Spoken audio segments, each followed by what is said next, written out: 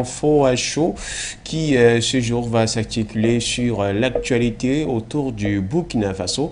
D'ailleurs, nous parlons de la visite du président burkinabé, le lieutenant-colonel Paul-Henri Sandaogo Damiba, qui s'est donc rendu dimanche dernier 11 septembre 2022 du côté de Niamey au Niger, rencontrer donc son homologue nigérien Mohamedou Bazoum afin de discuter des questions sécuritaires. C'est bien sûr ce qui a été évoqué, mais aussi, entre autres, parler de la zone des trois frontières qui est donc constituée du Mali, du Burkina Faso et du Niger. Cette zone qui est bien sûr frontalière dans le Sahel et qui fait souvent part de certaines attaques djihadistes et terroristes.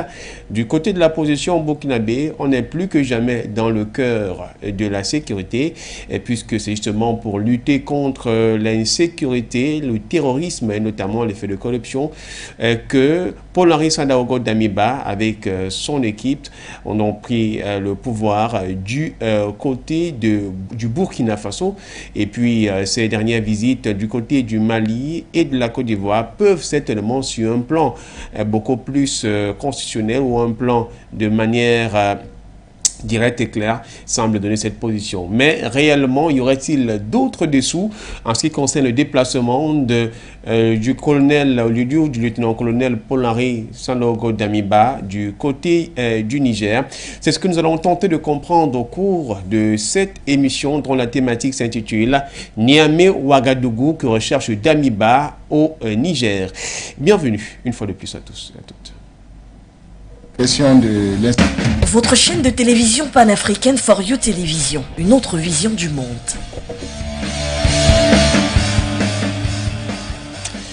Vous faites bien d'y être, vous êtes connecté sur For You Télévision et également le programme diffusé en relais sur les antennes de For You Radio. Aussi, nous sommes visibles sur notre page réseau internet, notamment la page Facebook où vous pourrez vous connecter et certainement apporter vos contributions, soit par message en commentaire ou tout simplement en appelant lorsque les numéros s'afficheront au bas de l'écran. Comme le disions à l'entente de cette émission, nous parlons de l'actualité burkinabé, certainement en coopération entre le Burkina Faso et le Niger. Dimanche 11 septembre 2022, c'est-à-dire hier, le président de la République du Burkina Faso, qui en est dans le président de la transition, le lieutenant-colonel Paul-Henri Sandaogo Damiba, s'est rendu du côté de Niamey au Niger à l'effet de rencontrer Mohamed Bazoum. Il a bien sûr été reçu à l'aéroport par le premier ministre nigérien avant toutefois d'être conduit au palais de la République où il a été reçu par le chef de l'État. Les deux personnalités ont discuté sur le premier plan de l'aspect sécuritaire entre le Burkina Faso et le Niger, mais beaucoup plus de la zone des trois frontières Mali, Burkina Faso, Niger. La question de la sécurité plus que jamais sur un plan officiel, au cœur notamment des attentes du groupement de la transition du côté du Niger ou encore également du côté du Burkina Faso. Mais y aurait-il d'autres raisons qui seraient justement en dessous de cette visite? Qu'est-ce qu'elle cache clairement de ce déplacement de Paul-Henri Sandaogo Damiba du côté du Niger? Raison pour laquelle cette thématique est intitulée Niamey-Ouagadougou qui recherche Damiba au Niger. Pour en parler au cours de cette émission, l'info à chaud, nous aurons bien sûr deux invités, un en présentiel et l'autre du côté de la connexion Internet, appelons cela des réseaux et autres, et également du pouvoir du numérique. Et on va donc d'abord dire bonjour ou bien bonsoir à celui qui est avec nous ici dans la ville de Douala au Cameroun. Il s'agit donc de Pierre Claver Kondo, directeur de publication Horizon Nouveau Magazine, Africa Flash Crown et également directeur, j'allais dire président de l'AP2EDA-APH. Au fur et à mesure, je commence à m'y habituer de cette organisation de la société civile. Donc vous en êtes leader. Bonsoir Patriage. Bonsoir Florent, bonsoir à nos téléspectateurs et autres téléauditeurs. C'est toujours le même plaisir que je vous retrouve dans le cadre de ce programme sur ce plateau de For You Media. Je voudrais quand même préciser que je suis effectivement, vous avez abrégé le nom de mon organisation, c'est l'Association panafricaine pour l'excellence, l'éducation le développement et l'amitié entre les peuples en mémoire du général Abraham Petuffi Hannibal, qui était d'origine Kotoko du Cameroun, dans le sultan de Logone-Bieni, et de son arrière-petit-fils qui n'est autre que le poète écrivain russe Alexandre Pouchkine, qui est reconnu selon les critiques comme étant le plus grand écrivain russe de tous les temps. Donc, vous savez, c'est un projet que nous portons dans le cadre de la promotion du panafricanisme concret, du panafricanisme percutant, du panafricanisme qui permet aux générations à venir d'avoir des référents qui leur permettront de mieux s'accomplir dans le combat qui depuis toujours est le nôtre, c'est-à-dire celui de la souveraineté de l'Afrique et celui de l'émancipation de nos peuples. Voilà, avec nous, on nous signale avec Cher Signé Pierre qui est du côté de la réalisation que Nabaloum Abdoulaye est connecté avec nous. Il est tout simplement membre fondateur de l'action, du mouvement de l'action pour la souveraineté du peuple ASPO Burkina Faso. Bonsoir, chers frères. Bonsoir à For You Média, bonsoir à l'ensemble des téléspectateurs. Bonsoir à tous les panafricains qui, de jour, de nuit, se battent pour que l'Afrique connaisse effectivement la souveraineté, que nos peuples soient de plus en plus indépendants, qu'ils puissent vivre de leurs ressources naturelles de façon responsable et de façon décidée d'elles-mêmes par les Africains pour les Africains. Voilà, merci à vous d'être connectés en cette journée du lundi, une journée qui n'est pas souvent assez facile. On sait que généralement c'est une journée chargée dans des entreprises et toute activité que nous faisons. Mais monsieur, avant toutefois de vous poser la question, je voudrais vous inviter avec le concours de Signé Pierre qui va nous permettre justement de pouvoir avoir la thématique à l'écran, mais surtout d'écouter cette interview que le lieutenant-colonel Paul-Henri Sadaogo Damiba a donc délivré à la presse au sorti de sa visite avec le président Mohamedou Bazoum. On bénéficie justement comme ça de cette collaboration de l'Office de radio-télévision burkinabé. Sécurité dans la zone des 3 frontières est préoccupante. Donc c'est à ce titre que nous avons rendu la visite ce matin au président nigérien pour examiner un peu les défis auxquels on fait face au niveau de nos zones frontalières et trouver ensemble de nouvelles dynamiques ou de bonnes approches pour essayer de faire face. Aux côtés du président. Du côté donc de la radio, l'Office de radio-télévision burkinabé. Alors, je voudrais commencer avec vous, mon cher Nabaloum Abdoulaye. Cette visite du chef d'État, Son Excellence le lieutenant-colonel Paul-Henri Sadaogo Damiba, du côté du Niger, une visite qui a été effectuée hier, visite d'amitié de travail. Vous avez écouté son interview. Il a évoqué l'aspect de la sécurité, de la zone des 3 frontières, Mali, Burkina Faso, Niger, et aussi une certaine collaboration qui a commencé, échange de synergie dans la question de sécurité et autres. Vous, concrètement, en tant que citoyen burkinabé et forcément membre de la société civile, puisque vous en êtes responsable d'une organisation, qu'est-ce que vous inspire? Qu'est-ce que vous avez, vous pouvez nous dire de façon, d'abord, premièrement, cette visite qu'a effectuée le président Damiba du côté du Niger? D'accord, merci. Il faut dire effectivement que nous avons constaté la présence de son Excellence Damiba au Niger, à Niamey, avec le président Bazoum, et d'entendre ce qui ressort effectivement de ce qui est dit des médias et de lui-même Damiba. Cette visite s'inscrit dans le cadre effectivement de la question sécuritaire, notamment la zone Liptako-Gourma qui est la zone des 3 frontières qui relie le Mali, le Niger et le Burkina Faso. Deuxième point qu'on a noté effectivement, il a remercié aussi son Excellence Issoufou Mahamadou, l'ancien président du Niger, pour son action au niveau de la CEDEAO, pour faciliter, en tout cas pour que le Burkina Faso ne connaisse pas de sanctions. essentiellement, ce qu'on retient de cette visite, ce sont ces deux points assez importants et forts qui sont du moment et qui intéressent effectivement nos populations et nos sociétés civiles. Donc, il faut dire que la visite en elle-même ne constitue pas une préoccupation, constitue une préoccupation, mais ce n'est pas un problème pour nous. Si c'est voulu de façon sincère, si c'est voulu dans l'intérêt du peuple, nous partageons effectivement qu'il puisse y avoir des actions comme ça a été le cas au Mali, comme ça a été le cas en Côte d'Ivoire. Et on espère que ça va continuer avec nos voisins et nous inscrivons ça peut-être dans lui, sa façon de, effectivement, après la prise de pouvoir, parcourir ceux qui sont autour de lui pour s'enquérir des difficultés, mais aussi pouvoir partager les propositions ou les solutions qui pourraient nous permettre de sortir de cette situation d'insécurité. Voilà d'entrée ce que je voulais aborder. Il y a d'autres aspects que, comme c'est une introduction, je n'ai pas abordé, mais on aura l'occasion d'en échanger.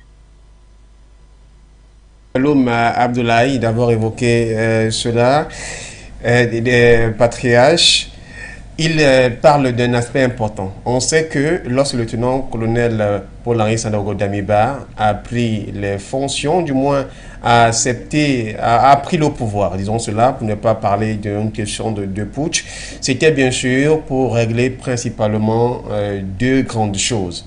Il y a la question de la corruption, c'est-à-dire la question de la gouvernance au niveau du pays, mais également beaucoup plus l'aspect sécuritaire au niveau du terrorisme, parce que, effectivement, soulignons-le, c'est un homme de terrain, un homme qui a d'ailleurs écrit un ouvrage sur les questions de terrorisme, et aujourd'hui, dans sa façon de voir les choses, il y va comme quoi en multipliant avec ses voisins, mais à votre avis, votre position de journaliste panafricain et quelqu'un qui fait des recherches, quelle observation vous portez à cette visite qu'a effectuée le président burkinabé et au regard des propos que vient d'avancer Nabaloum?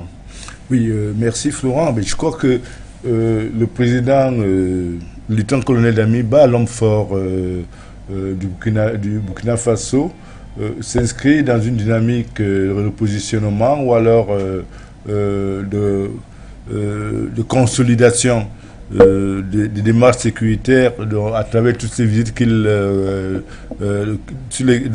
il fait preuve depuis quelque temps.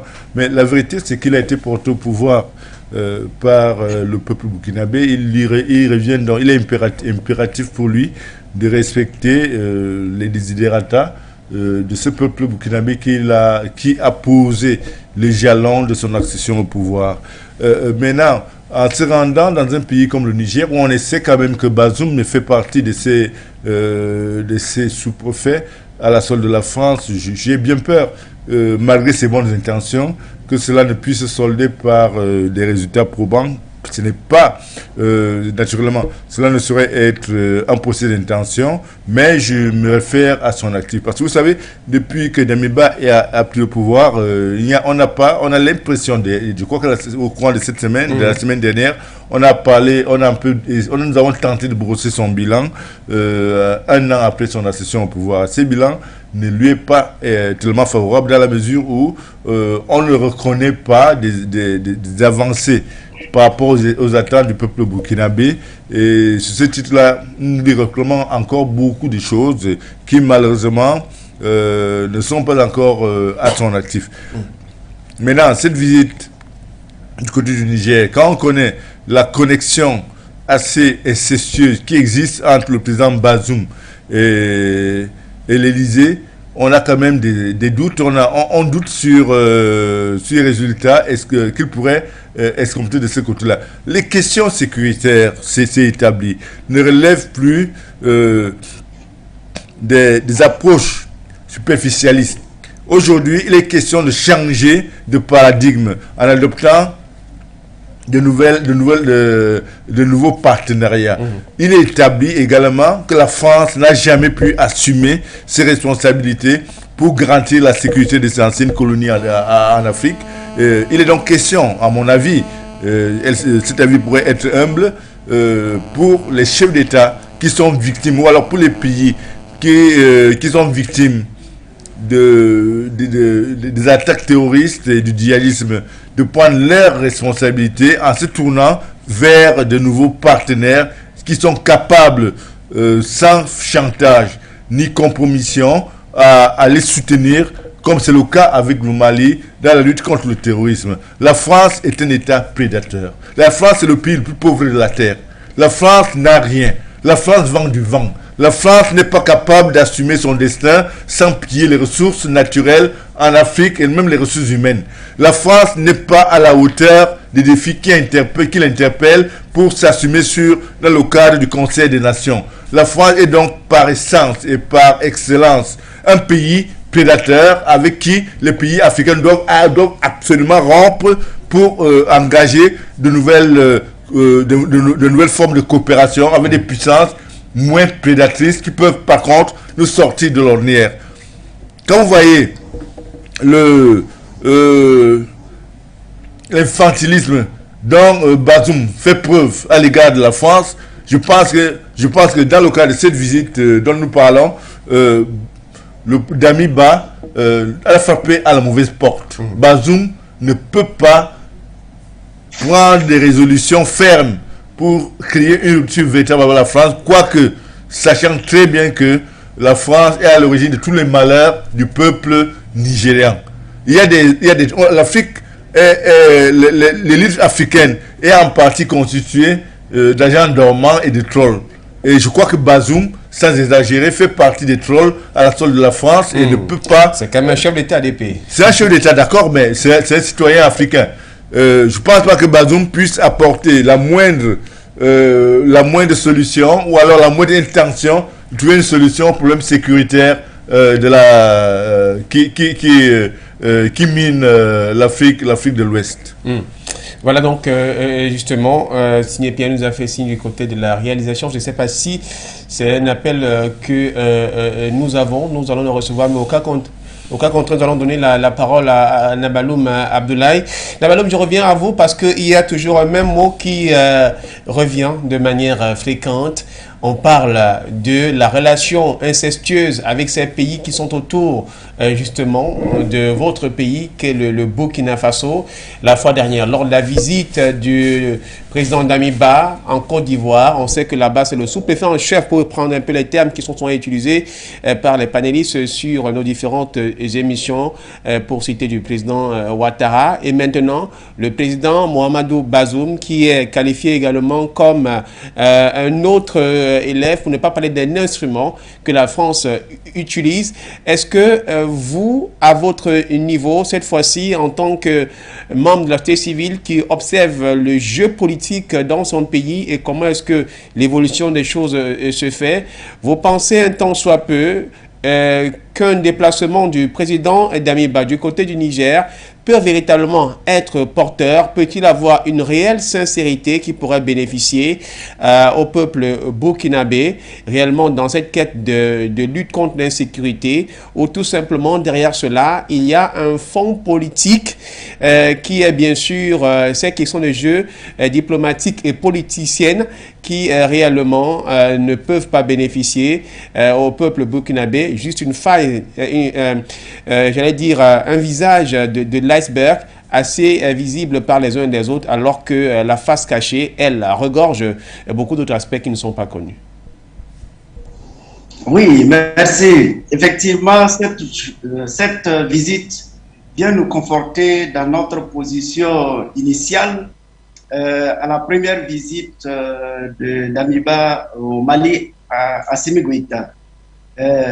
Effectivement, on avait cru que cette visite avec Assimi Goïta était dans l'optique de pouvoir s'enquérir effectivement de la méthode malienne, et par la suite ça s'est poursuivi avec la visite en Côte d'Ivoire et maintenant la visite au Niger. Donc quand on fait le résumé, on se rend compte qu'en fait la première visite au Mali avait un objectif, c'était celui-là de pouvoir lui donner un quitus pour être audible pour son discours qu'il devrait prononcer le dimanche, puisqu'il était le samedi à Bamako. Et le dimanche, il devait prononcer un discours à la nation pour faire son bilan.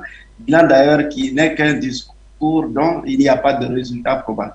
Donc effectivement, cette visite de Niamey, nous l'analysons sous plusieurs angles. Quand on regarde effectivement, au-delà des questions sécuritaires, on se rend compte qu'il y a un fait qui s'est passé à Niamey. Et Damiba était en costume au lieu du treillis. Donc du coup, on est en droit de se poser la question, est-ce que Damiba est en train de tronquer le treillis par le costume? Et là, nous sommes fondés à y réfléchir et à y penser sérieusement parce que, effectivement, au cours de cette visite, au-delà de ce treillis, au-delà du costume, Damiba a rencontré effectivement les ressortissants burkinabés qui sont établis au Niger. Et quand vous écoutez les propos, c'est clairement indiqué que Damiba, au lieu de s'occuper de la question terroriste, plonge les deux pieds dans l'arène politique. Alors que, initialement, ce n'est pas ce qui était attendu de lui quand il a prononcé son premier discours après le coup d'État pour annoncer qu'il prenait les rênes du Burkina Faso, qui avait donné tant d'espoir à nous, la population, à nous, la société civile. Donc, pour dire qu'effectivement, il y a une certaine façon, à travers ces visites-là, que nous analysons comme une façon de dire au Burkinabé que maintenant, je m'affirme être le premier responsable, je m'affirme être le président du Faso et que désormais, il faut compter avec moi, avec la question sécuritaire ou sans la question sécuritaire. Et c'est là que ça nous pose problème. Ça nous pose problème parce que, effectivement, vous l'aviez annoncé comme deux problèmes que le Burkina connaît, mais en réalité, c'est trois. Et je vais aller par ordre d'importance pour nous. La première qui est la question sécuritaire. Deuxièmement, la question qui est la question de la malgouvernance. Et troisièmement, la question de la réconciliation. Voici les trois problèmes majeurs que, effectivement, l'on attendait beaucoup du président Kaboré qui n'a pas pu apporter des réponses. Et avec Damiba, on a pensé qu'effectivement, on pourrait avoir des solutions et par ordre de priorité, en commençant par la sécurité. Malheureusement, jusqu'à aujourd'hui, on ne voit pas de résultats. Et nous sommes toujours dans l'attente de résultats. On reviendra à vous tout à l'heure, juste le temps de rappeler également à nos téléspectateurs qui peuvent réagir au plus 237 693 589 668 ou encore par Skype For You TV au plus 64 9 889 05 26. Stéphane a commencé par réagir en commentaire. On nous a fait comprendre d'ailleurs que Patriarche, il n'y a jamais eu d'inceste entre la France et l'Afrique parce qu'il n'y a pas de lien. On ne peut pas accepter qu'il y ait un lien. Il y a plutôt eu un viol. Non, la France a violé plutôt l'Afrique. Effectivement, je suis d'accord avec lui. Alors maintenant, pour revenir à vous, voilà quelque chose que notre frère Nabaloum est en train d'évoquer du côté du Burkina Faso. On aurait aimé vraiment qu'on puisse voir le président Damiba dans cette posture d'un chef d'État qui prend acte de la situation de son pays et peut-être c'est ce qu'il aurait aimé faire, mais il y a certains éléments qui sont presque visibles. Il a dit, pour une première fois, on a enlevé le treillis. On s'est habillé en costume. J'ai essayé, dans les coulisses de la rédaction de For You Media, discuter un peu avec les confrères et consoeurs. Le camp disait que parce que le président Mohamed Bazoum n'est pas ami avec les poutistes, entre guillemets. Je leur ai dit que peut-être parce que hier était dimanche, il est forcément allé à l'église et qu'à l'église n'a pas voulu aller en tenue militaire. Maintenant, à côté de ça, il y a des questions de fond.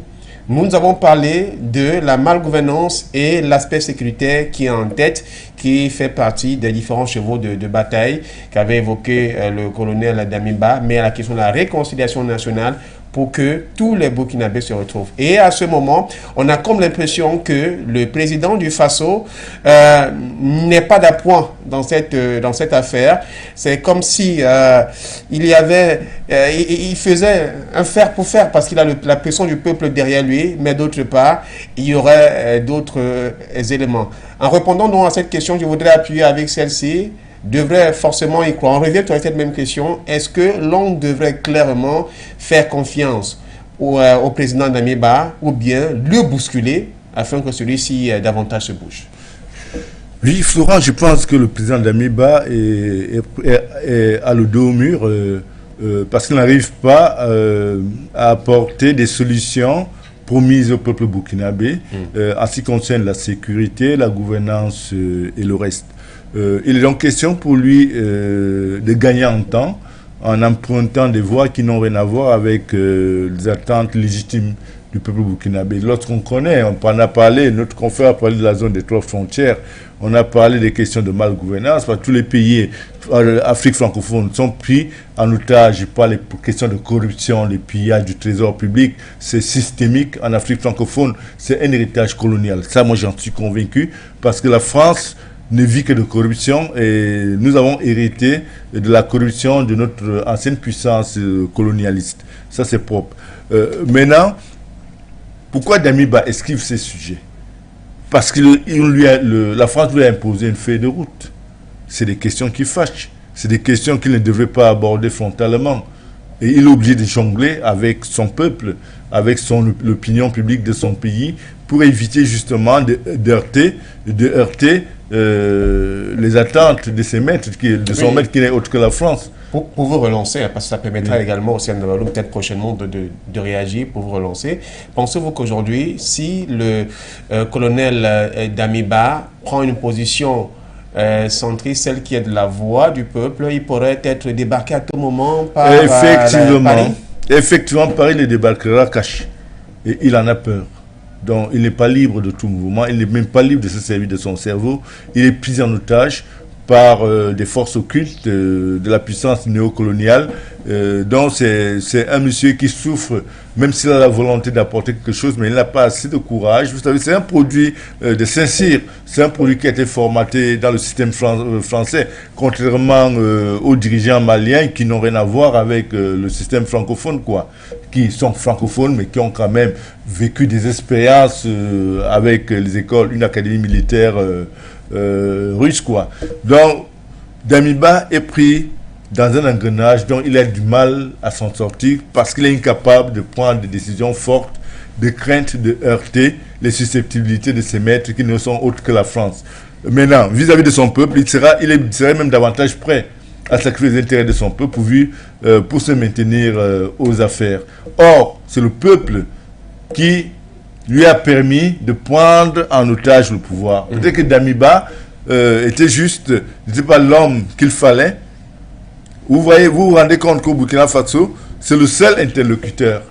Or, quand vous allez au Mali, vous avez une demi-douzaine d'interlocuteurs qui tiennent le même langage et qui, même les femmes, quand vous prenez la jeune dame là, voilà, vous rendez compte que moi, elle fait ma fierté comme Africain. Parce qu'on s'est dit, voilà des jeunes qui pensent l'Afrique positive, qui pensent l'Afrique, qui projettent l'Afrique sur le long terme. Mais c'est une dame. Damiba est le seul à se battre. Parce que justement, il a été poussé à se prononcer, oui monsieur, mais en réalité, il n'a pas été préparé sur le plan idéologique pour pouvoir assumer les responsabilités qui lui incombent en ce moment. Donc j'ai peur qu'à un moment donné, que le peuple, qui ne se reconnaîtra plus à travers lui, à travers ses prises de position, organise une autre manifestation qui va le débarquer tout simplement du pouvoir. Pendant ce temps, il est pris entre deux feux. Servir le maître ou servir l'intérêt de son pays. Je pense qu'aujourd'hui, Damiba est totalement embarrassé, il est même perdu parce qu'il n'arrive pas à se positionner de manière claire pour rassurer ceux qui l'ont porté au pouvoir, c'est le peuple burkinabé et ceux qui naturellement voudraient qu'il soit au pouvoir pour leurs intérêts, donc la puissance néocoloniale. Il est donc question pour lui de prendre ses responsabilités en rassurant le peuple burkinabé. Vous savez, le nom Burkina Faso vient quand même de quelqu'un qui a été un leader sur le plan idéologique, Sankara. Sankara, c'est une figure emblématique de la lutte des peuples africains en faveur de leur souveraineté, en faveur de leur indépendance. Damiba hérite en fait d'un poids, d'un héritage s'il ne fait pas attention, qu'il va le brûler. Parce qu'il va le brûler, pourquoi? Parce qu'il n'est pas à la hauteur de challenger tout ce que l'on lui réclame, tout ce que le peuple burkinabé lui réclame. Et j'ai peur pour lui, mais je ne sais pas s'il faille croire qu'il pourra rectifier la ligne, parce que c'est les gens qui sont aux ordres, et lorsqu'on est aux ordres d'un maître, c'est généralement difficile de corriger la trajectoire. Ma foi, le président d'Amiba est vraiment dans le sale drap, et on verra dans les jours qui viennent, dans les semaines qui viennent ou dans les mois qui viennent, après un an passé à la tête de l'État burkinabé, je pense qu'il y a beaucoup de Burkinabés qui commencent à s'interroger, à se poser la question de savoir, en effet, qu'est-ce qui a changé par rapport à nos attentes depuis qu'il a pris le pouvoir. Or, à mon avis, pas grand-chose n'a changé de ce côté-là. Nabaloum, vous avez dit à un moment donné que le président d'Amiba voulait savoir compter sur la population qui est donc le socle fort de toute constitution et d'un peuple souverain, celui-là même qui donne la souveraineté. Et aujourd'hui, quand on est en train d'écouter ce que Patriarche Kodo est en train de souligner, que le président d'Amiba est dos au mur, le président d'Amiba a peur de ses intérêts qui pourraient être balancés par la France. À votre avis, pensez-vous qu'aujourd'hui, ces sorties du chef d'État burkinabé seraient tout simplement des sorties, je ne dirais pas fantaisistes, mais des sorties qui sont dans le sens que il faudrait quand même que j'ai temps de faire quelque chose, parce que sinon, à un moment donné, que dirait le peuple burkinabé? Comment est-ce que je me retrouverais dans une situation? Et je voudrais, à la suite de cela, permettez que vous puissiez répondre à la fois à toutes ces questions de manière succincte, aller de façon posée. Pensez-vous que la structure, le cadre organique du gouvernement de la transition aujourd'hui au Burkina Faso ne serait-il pas aussi un problème dans la gestion de l'État? Il a souligné, au Burkina Faso, on a pratiquement 3 personnes qui parlent. On a le chef d'État qui est très mobile, comparativement peut-être au Mali, il n'agit pas en grande muette, il est un peu beaucoup plus au contact. C'est peut-être aussi une bonne chose, mais ça n'a pas aussi grand effet. On a le porte-parole du gouvernement qui chaque fois relaie les communiqués des ministériels et autres qui se font de ce côté. On a le Premier ministre qui tient certaines réunions, mais on a comme l'impression que ces personnes-là n'apportent pas réellement grand-chose, et on a envie de se demander, est-ce que même à l'échelle extérieure, y a-t-il pas un autre poids fort qui pourra accompagner le Burkina comme le voisin malien? Merci. Comparaison n'est pas raison, comme on le dit, mais si on compare Assimi, l'approche malienne avec ce que Damiba est en train de faire, ça fait complètement deux sens opposés. Deux sens opposés, pourquoi? Parce que Assimi Goïta a véritablement pris la question sécuritaire comme son premier élément de libérer son peuple, de diminuer la souffrance de son peuple, de se battre pour son peuple. Donc, comparaison n'est pas raison. Quand on regarde Damiba, jusqu'alors, il n'a trouvé le moyen que de, effectivement, se tourner de la question sécuritaire, qui est d'ailleurs la principale préoccupation des populations qui ont accepté à ce qu'effectivement, ils puissent facilement accéder au poste de président du Faso. Donc, vu sur cet angle-là, effectivement, on est en droit de se dire que, d'une part, on a été dupé, on a été, on ne dira pas qu'on s'est laissé avoir, mais on n'a pas apprécié jusqu'à quel point il pouvait trouver de l'eau au peuple à ce stade-là. Pour faire, comme on le dit toujours, ces derniers jours au Burkina Faso, pour la question de lutte contre le terrorisme, on a vu les populations commencer à s'organiser d'eux-mêmes. Et il y a 2 faits majeurs qui se sont produits. Il y a du côté du sud-ouest du Burkina Faso, où les populations à la base se sont organisées et ont effectivement tenu des rencontres et ont effectivement posé des actes dans le sens de la lutte contre les terroristes. Ça s'est produit également dans la zone de Boulsa, pour ceux qui connaissent le Burkina Faso, qui est un peu plus au centre, où effectivement les populations se sont organisées eux-mêmes pour la riposte, et il y a déjà des résultats pour cette action-là. Donc, c'est dire que petit à petit, le peuple sentant qu'il ne pourra pas avoir de soutien au niveau de l'État, est en train de se réorganiser. Donc, si ces visites-là, effectivement, s'inscrivent dans ce cadre, c'est-à-dire que le peuple a déjà pris une longueur d'avance sur la question sécuritaire et il va continuer à s'organiser au mieux et se défendre par lui-même. Donc, comparaison n'est pas raison toujours pour Bamako. Aujourd'hui, avec le recul, on a l'impression qu'effectivement, le président Damiba n'est qu'un envoyé, effectivement, et à l'entame de son mouvement qu'il a appelé le MPSR, la restauration suscitait beaucoup de questions. Et de cette restauration, ce qu'on retient, c'est effectivement restaurer l'ancien régime qui n'est d'autre que le régime Compaoré. Et qui parle de régime Compaoré parle du régime Alassane Ouattara, parle du régime Bazoum et parle de la France et parle des Occidentaux. Ces prédateurs qui n'en finissent pas de nous créer autant de misère pour nos populations. Donc, c'est cela qu'aujourd'hui, on retient de toute l'action de Damiba, qui n'est rien d'autre que de restaurer l'ancien régime dans toutes ses formes, comme vous l'avez dit, au niveau de la gouvernance, au niveau de l'ensemble des instances de la transition, c'est effectivement l'ancien régime, le régime de Blaise Compaoré qui est revenu. Et ça pose sérieusement la question de la réconciliation qui était une préoccupation. Aujourd'hui, jamais le peuple burkinabé n'a été autant divisé. Autant divisé. Aujourd'hui, il y a beaucoup de divisions et la question de la réconciliation dont lui-même il a pris corps fait qu'il ne s'en sort pas. Alors, à travers cette tournée qu'il est en train de faire, il veut dissiper ou dissimuler un peu les échecs qui sont cuisants et qui se voient venir.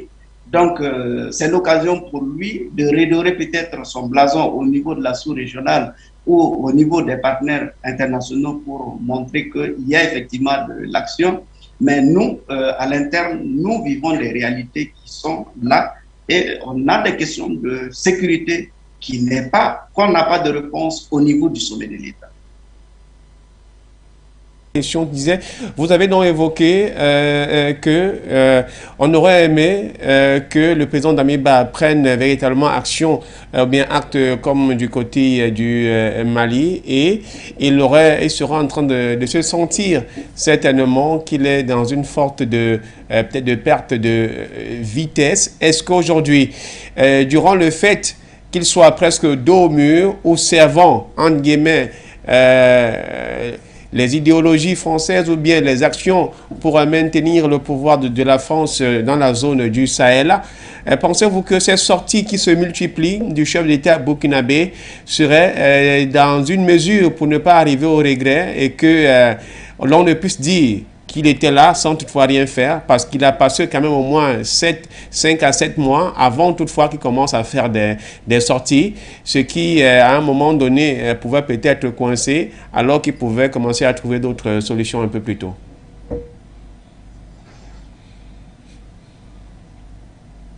Oui, nous espérons nous tromper un jour qu'effectivement on a eu tort de penser ainsi de lui. Mais les faits sont là, les faits sont têtus. Aujourd'hui, la question de la sécurité, c'est ce qui préoccupe le Burkinabé, qu'il soit au village comme qu'il soit en ville.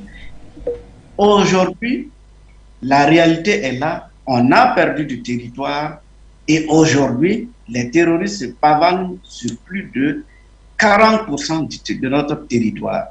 Qu'est-ce qu'on fait? Est-ce qu'il y a des actions? Non. Donc, partant de ce fait, nous avons demandé la diversification des partenaires. La diversification des partenaires suppose qu'il va y avoir de l'action et des résultats. Mais visiblement, on ne voit pas de diversification de partenaires. Et curieusement, Bazoum, qui est effectivement l'allié de la France, et qui, de nos jours, entretient des relations de plus en plus compliquées avec Bamako. Alors, cette visite, comment va-t-on régler la question des 3 frontières si le Burkina, le Mali et le Niger n'arrivent pas à s'accorder? C'est dire qu'on est en train de créer un grand boulevard pour les terroristes de part et d'autre, qui vont facilement passer d'un pays à l'autre sans qu'il y ait effectivement une réponse adéquate.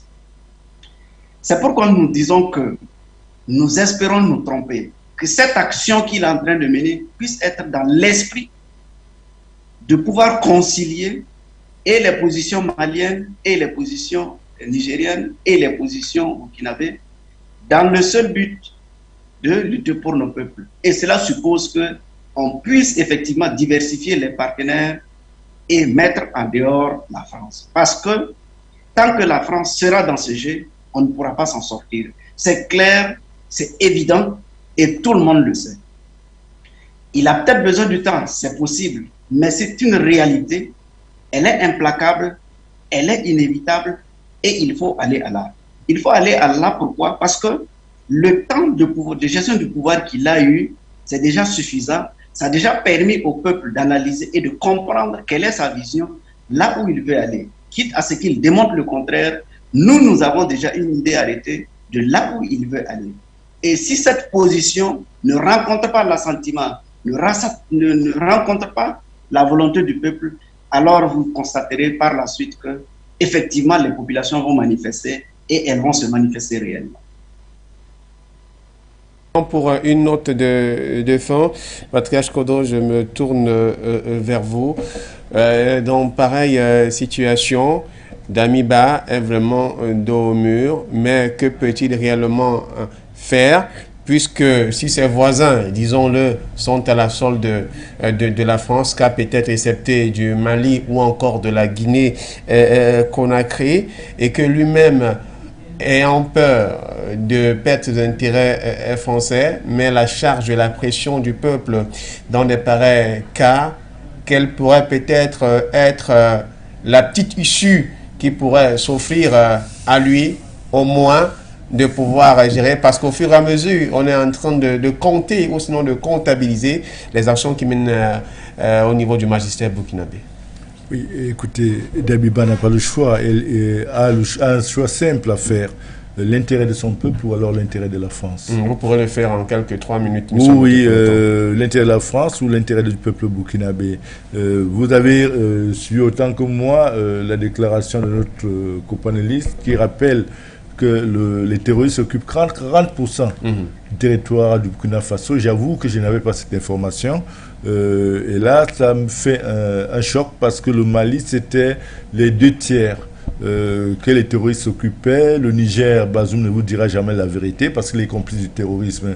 Donc je pense que Damiba n'a pas des coudées franches. Il a simplement hérité d'un pouvoir qui n'était pas le sien.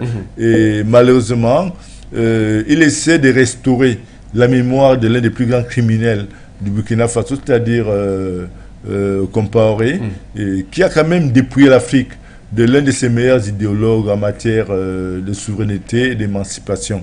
Je pense également que s'il maintient au propos de notre confrère, c'est le peuple burkinabé qui est aujourd'hui à la croisée des chemins avec un Damiba qui tente tant bien que mal à jouer les équilibristes pour apporter des réponses appropriées à sa révolution. Damiba n'est pas l'homme de la situation. Ça, je puis dire que Damiba n'est pas l'homme de la situation.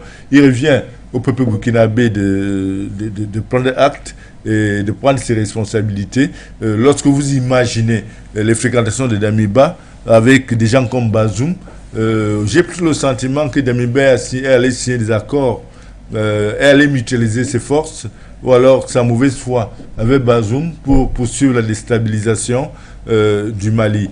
Donc ce qu'il allait faire du côté du Niger n'est pas dans l'intérêt du peuple burkinabé, mais dans l'intérêt de la France. Damiba n'est pas à sa place, et comme il n'est pas à sa place, le peuple burkinabé n'a plus besoin de lui. Je pense J'espère que ce n'est pas un appel que vous avez. Ce n'est pas un appel, c'est loin d'un appel. Je pense que la société civile burkinabé devrait prendre ses responsabilités comme elle a toujours eu à le faire. Mais sinon, lorsque vous voyez la démarche de Damiba, J'avoue que je ne suis pas serein, ça fait quand même des années que je fais l'analyse politique, même géopolitique, mais je pense que ce monsieur n'est pas à la hauteur des défis qui l'interpelle, ou alors qui interpelle tout au moins un chef d'État burkinabé. Lorsqu'on imagine la détresse qui est celle du peuple burkinabé, et sur les 40% des territoires burkinabés qui aujourd'hui ne sont plus sous contrôle de l'État central, je crois qu'il y a une question de fond, celle de savoir qu'est-ce qu'il y a lieu de faire pour que le Burkina Faso retrouve son unité, pour que le Burkina Faso redevienne un État normal comme tous les autres. Donc je pense, ma foi, qu'il revient aux organisations de la société civile, aux hommes politiques du côté du Burkina Faso de s'y pencher pour voir qu'est-ce qu'il y a lieu de faire. Nabaloum, on sort avec vous. S'il vous plaît, faites-le en 1 minute 30 secondes, ça peut paraître difficile. On parlera pas du cas de voir comment on pourra faire du président du Faso. On vous laisse la possibilité encore de pouvoir apprécier. Mais je voudrais vous poser une question. Est-ce que dans votre agenda en tant que responsable de la société civile et autres, avez-vous l'intention, peut-être pour ramener l'homme du fort du Burkina Faso actuel sur les rails, de pouvoir lui demander de vous accorder des audiences, pourquoi pas, pour lui présenter clairement peut-être la volonté du peuple dans son quotidien, ce que le peuple recherche. Est-ce qu'une idée pareille vous a traversé l'esprit? En 1 minute 30, s'il vous plaît. Merci pour cette question. Effectivement, Damiba lui-même a créé un préjudice par rapport à ça, parce que un précédent par rapport à ça, s'il vous plaît. Et le précédent, c'est quoi? Damiba, dès l'avènement de son pouvoir, effectivement, l'ensemble de la société civile, lorsqu'il a eu, il a tenu une rencontre avec l'ensemble des acteurs de la société civile, et effectivement, la société civile a pensé dans son ensemble qu'il y avait une volonté réelle de travailler avec tout le monde. Mais par la suite, on s'est rendu compte que Damiba a formé son clan de société civile à part entière. Donc aujourd'hui, s'il y a effectivement cette main tendue-là pour qu'on puisse apporter notre pierre, c'est tout ce que nous souhaitons, pouvoir contribuer pour le développement de son pays. C'est tout là l'intérêt de notre action. Donc si effectivement il y a cette possibilité, il n'y a pas de problème. Mais qu'est-ce qu'on constate aujourd'hui? Les sociétés civiles qui se battent pour le Burkina réel sont affrontées sur le terrain, et il y a des cas où effectivement il y a des sociétés civiles qui se croisent, les sociétés civiles de Damiba, et effectivement qui soutiennent Damiba, pardon, et effectivement les sociétés civiles qui critiquent le régime de Damiba. Donc c'est dire que même au niveau de la société civile, il y a cette division-là. Mais ce que je voulais aussi apporter, c'est qu'à travers cette tournée et à travers cette action qu'il a marquée pour plonger les deux pieds dans la classe politique, il ne faut pas s'étonner d'attendre que effectivement les jours à venir, la classe politique puisse réagir de façon ferme et digne face à la situation. Voilà, merci à vous. Nous sommes arrivés au terme de l'émission. Je vous souhaite de passer un bon lundi et une bonne soirée du côté de Ouagadougou, et je dis bonsoir à tous les Ouagalais. Merci. Merci à tous les spectateurs de Forum Média. Merci à vous, merci aux doyens, et à très bientôt. À très bientôt, DP. Merci d'avoir accepté de nous accorder votre fidélité, l'amitié ce soir. On continue toujours à parler. On n'aura pas largement le temps de dire au revoir à nos téléspectateurs, mais merci d'avoir contribué. Merci. Mesdames, Messieurs, mettons un terme à cette édition d'Info Show. Rendez-vous sur les antennes de For You Télévision, juste derrière. Prenez le rendez-vous avec le point sur l'actualité. Au revoir. Votre chaîne de télévision panafricaine For You Télévision, une autre vision